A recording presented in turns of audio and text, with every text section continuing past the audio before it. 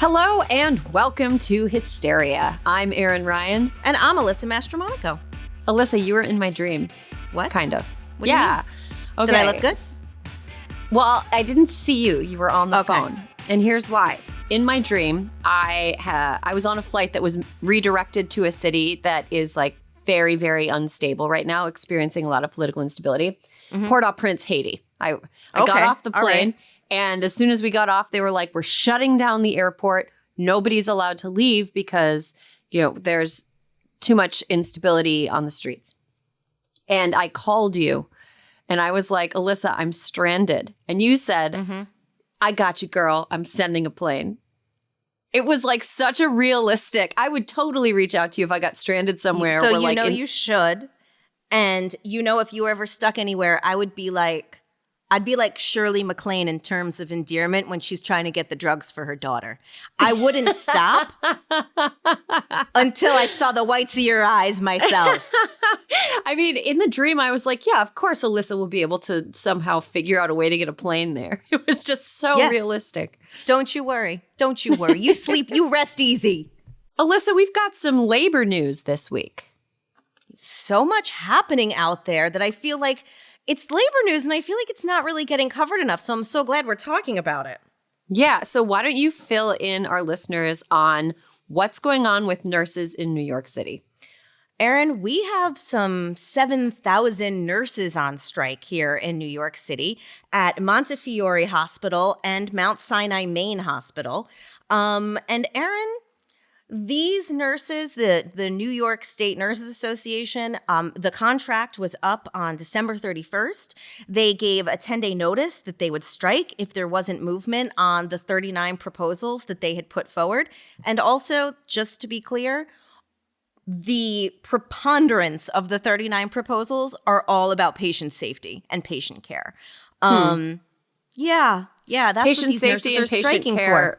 Like, what do you mean by that? Do you mean like how many people? So need what to be I working? mean is they are very concerned. Their shifts are incredibly long. They were bargaining over the conditions in the ER, having to treat patients in hallways, and most importantly, the nurse to patient ratio, which should, according to research, be about 1 to 3, one nurse per 3 patients in the ER. And lots of nurses were stating that they at times have had to care for up to 20 patients, which affects their care, and they're understaffed. One of the hospitals has over 700 nursing positions open. The other hospital has over 500 nursing positions open.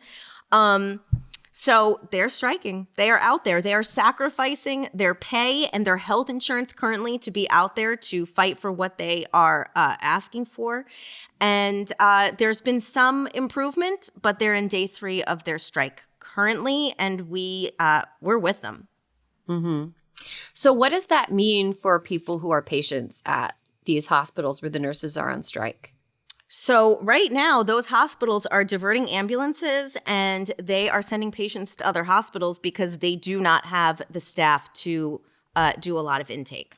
Something I've noticed is every time there's a quote unquote labor shortage in an industry, it's not that people don't want to work. It's just that people don't think it's just that the people that are making decisions on pay and compensation are not offering a fair amount of pay or compensation for what the work entails.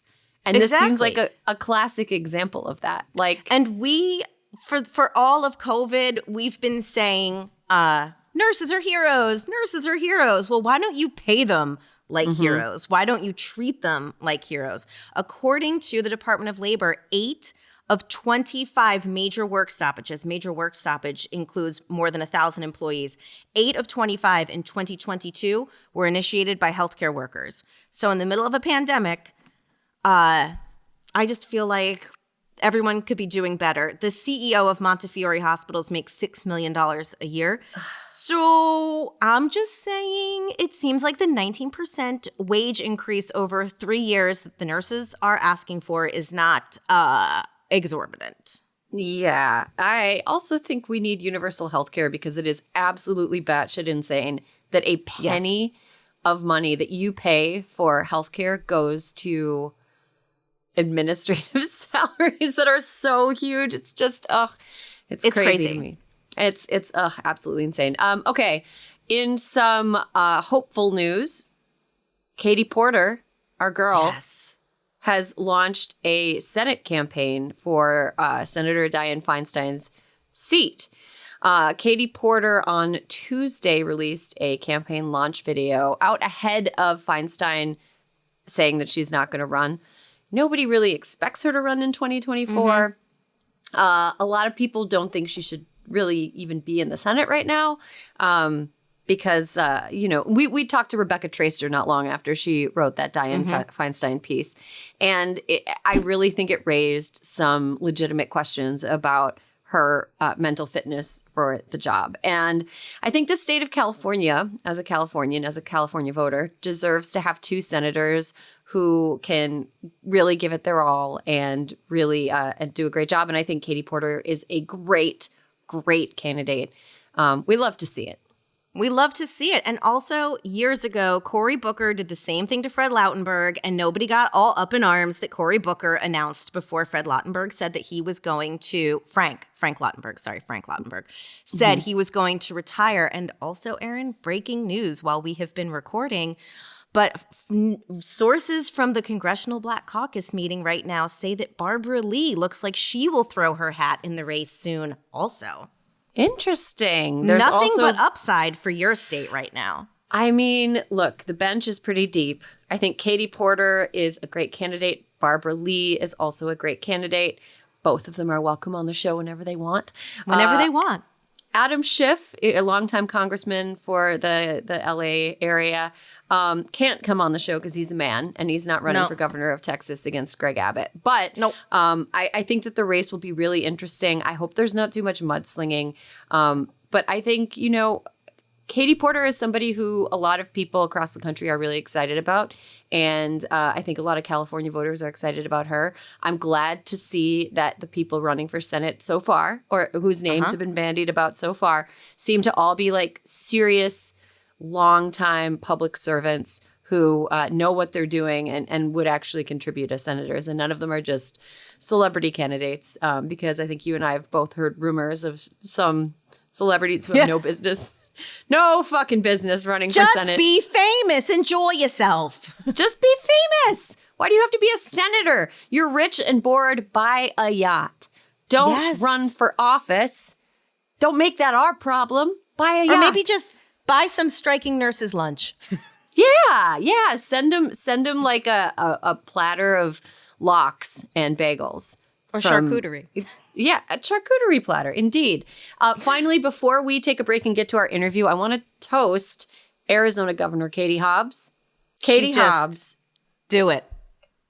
Katie Hobbs is not afraid of any of the malarkey in her state that is, very... Arizona Republicans are a very specific breed of person. They're wild, they're wacky, and they really try to use their wild wackiness to scare and intimidate people. But I think that Governor Katie Hobbs is not scared and not intimidated. During her State of the State speech this week, she came out strong about how Arizona will not be introducing measures to restrict abortion, how Arizona will, in fact, protect abortion access, and Republicans walked out. So, you know what? Cry harder, guys, because Katie Hobbs is your governor, and she's not going to let you run your crazy agenda in the face of sanity. Anyway, so I'm happy for people in Arizona. I'm glad you guys have a new governor for the first time in 8 years who's actually got her head on straight and isn't afraid and isn't going to bow to pressure. Also, recent Hysteria guest. So it was cool to have her on too. Okay, let's take a quick break. When we come back, we have an interview with Representative Pramila Jayapal, one of our favorite guests. Stick around. And welcome back. Our guest today represents Washington State's 7th District and just started her 4th congressional term. She's the chair of the Congressional Progressive Caucus, and she's helped pass groundbreaking legislation on immigration, income inequality, and climate change. And she was the first South Asian American woman elected to the House of Representatives. Congresswoman Pramila Jayapal, welcome to Hysteria. It is great to see you both. Thank you for having me. Oh, great to see you, as always. Your congressional year had a bit of a delayed start. What was it like sitting through those 15 rounds of voting before Kevin McCarthy got elected as Speaker? You know, it was many things. It was unbelievable that Kevin McCarthy would get himself into that humiliating state for 15 rounds. It was sad because I think it really showcased how broken the Republican Party is and what they're bringing, the chaos that they're putting the House of Representatives into. And it was scary because if they can't get it together for the speakership, what does that mean for the future? And in the end, the way he got those votes, as you both know well, is by giving control essentially to the extreme MAGA Republicans of their party and cutting a lot of side deals, some of which we don't even know yet what they are because they're not all written down in the rules package. And what does that mean for America paying our bills or funding our government or all of the other things that are actually required parts of government that will need to operate with a Democratic Senate and a Democratic White House? Mm-hmm. So, I mean, we've all been in meetings that have gone on for way too long, where we've just been like, can we just get to it? Like, did you find that it was difficult for you to engage in the process without either despairing or being like, oh, guys, come on, just get it over with? Like, how did you pass the time? I admit to playing a few games of solitaire on my phone.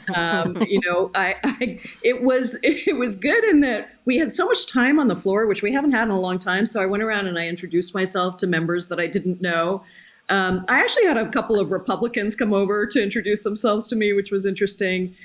So there was a lot of camaraderie on the floor, a lot of, joking, a little muttering.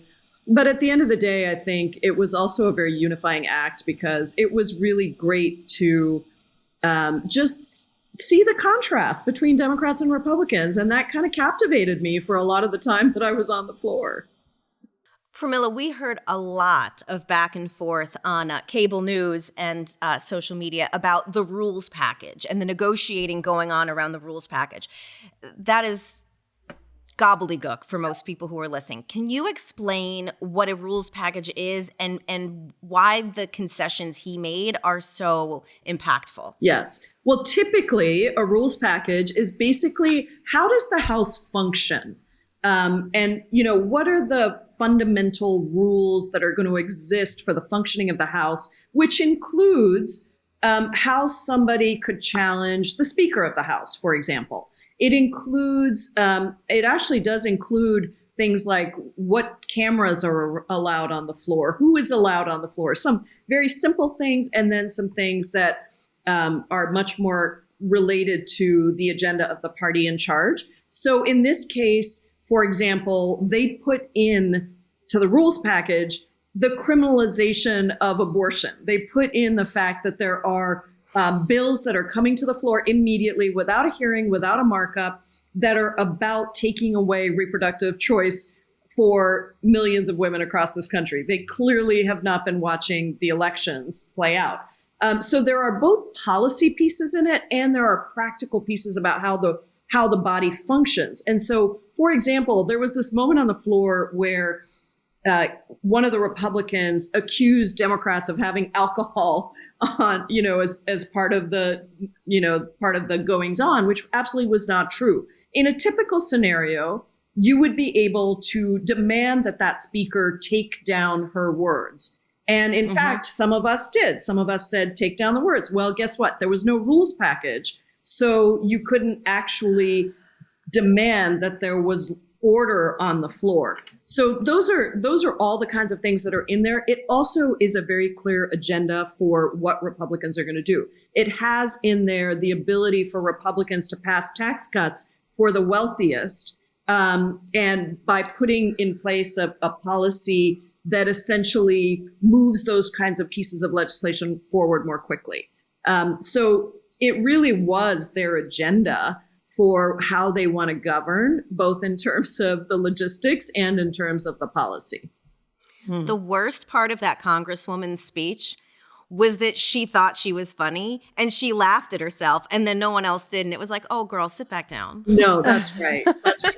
Yeah, I mean, and the thing is that one of the key pieces, I said it tells you how you can take a speaker out. One of the key concessions that McCarthy made is that he is allowing for any member, any single member, to be able to demand a motion to vacate. What does that mean? It means you can take the speaker out. It means you can call for a vote, and one member could, if they're upset with what the speaker is doing, if they feel that the speaker hasn't done what they want, they can stop the entire process of governing for the American people. And they can again turn the chamber into chaos. If a member calls for a vote like that, what majority of members have to vote to oust him? Well, it would be a simple majority. So it's a simple Sucks majority, which means that, by the way, a Democrat could do it too, but you'd have to have a certain number of Republicans with you. But it could throw the entire chamber into chaos because if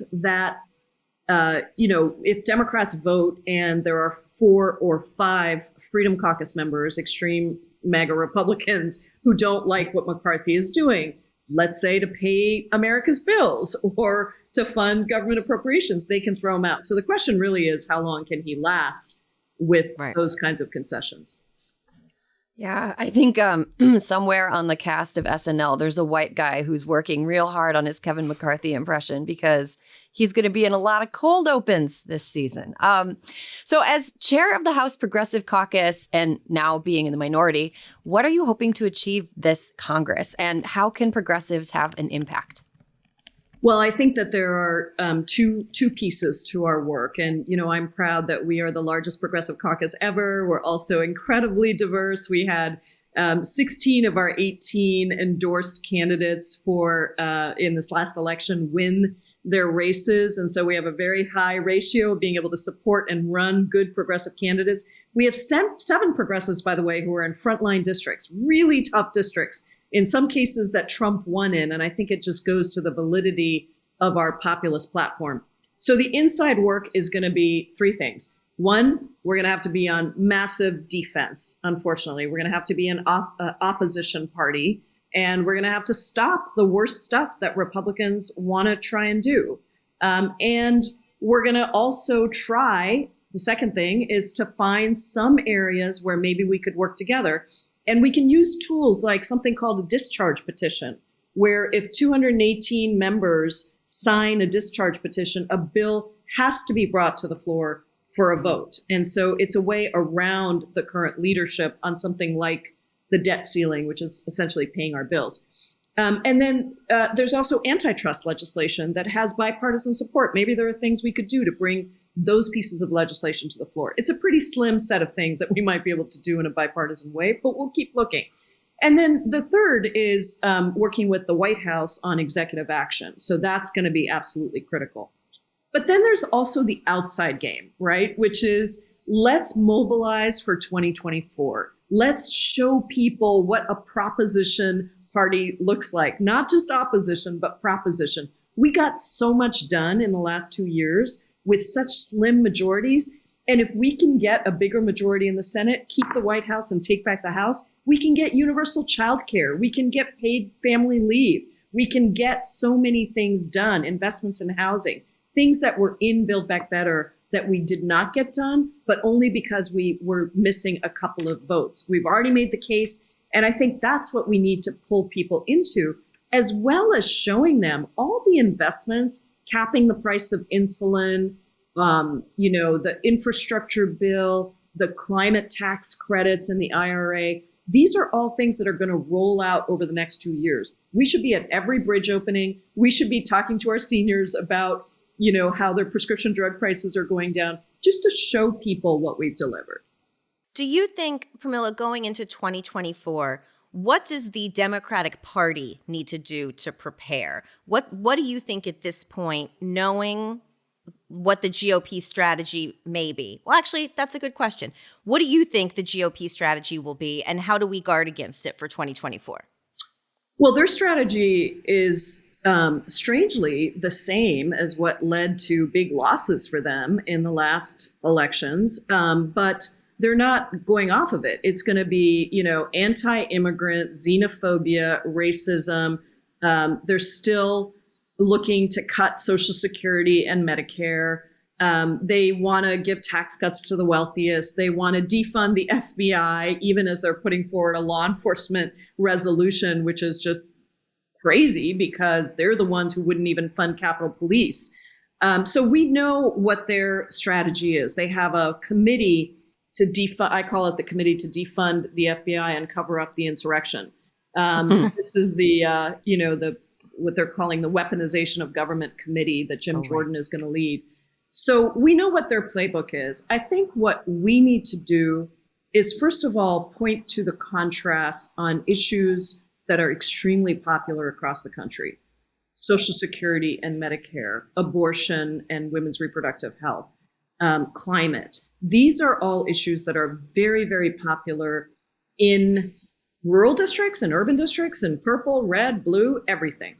And then I think the other strategy is we need to make sure we are not leaving behind anybody in the country. Every person, every place matters. We need a geographic strategy that shows how our industrial policy is bringing jobs back to America, how we are mobilizing young people with our action on climate change and student debt cancellation, how our party is a party that values diversity for our Latino, our AAPI, all our other communities, our Black communities across the country. We really need to paint that very inclusive vision and make it clear that we're not leaving anybody on the table. We want, of course, the moderate Republicans who still believe in democracy and don't want to cover up an insurrection. And we need our progressive base of young voters, of Black and brown and Indigenous voters, of women voters, because this is the Democratic Party, in my view, is the party of freedom, family, and faith. And those are three things that I think we need to really push on. Freedom, family, and faith is sounds a lot more winning than the Republican strategy of bad ideas, but louder.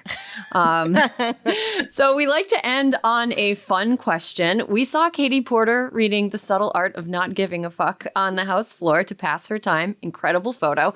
Have you been watching or reading anything you think our listeners should check out? Yeah, well, I'm a writer and a reader, and so I usually have my poetry, my fiction, and my nonfiction. So I'll put in a plug for The Beekeeper of Aleppo, which is just a fabulous book, a novel, but it really gets at a lot of the struggles of immigration, of migration, and why people come, seek refuge. I'll also put in a plug for a fabulous book I read by this human rights activist in Guam. It's called No Country for 8-Spot Butterflies. I had to write it down because I can never remember the title, but it's so beautiful and lyrical, and it's really about climate change and our responsibility on climate change. And then my friend V has a book that I'm reading the galley of because I'm doing a politics and prose thing with her called Reckoning. So it's not out yet, but I would really recommend it. Eve Ensler. And really a compilation of a lot of her work over time. Very cool. Well, Representative Jayapal, this was your third time on Hysteria, and the second time you were on was right after January 6th, 2021, and now you're on again after foolishness at the Capitol. So we would love to have you back after something cool happens. So let us know when something cool happens. We'll have you back and we'll talk about something cool instead of something not fun. Thank you so much for joining us, and have a great day. Thank you.